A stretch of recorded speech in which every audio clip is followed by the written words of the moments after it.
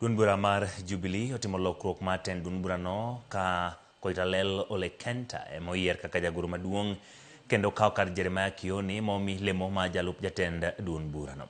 Kagiloso bang' romo mar kuk maduong' mar duond bura, giyango ni timo lokruok ma kamago en achiel kuom yore mar medo tego duond bura mar Jubilee kendo medo mbii mare ahinya to motelo ne yiero mag gwenge kod yiero maduong' mar higa ma 2027. Giwuok maber bende ka giwacho ni oganda jo Kenya biro ng'eyo ajenda margi kod mana ma jogo maketo piny atesre kinde mowinjore wera ni ok gin jogo mohero goyo koko. Honorable Kioni will now assume the responsibility of deputy party leader, who will focus now more on compliance. He will build our new legal services department. This is a negligent government, so I'm not surprised that they are sleeping through the assignment.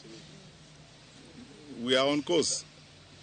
Hakuna haja ya kuzungumza mambo mingi, si tutapatana hapo wakati mahali kazi iko.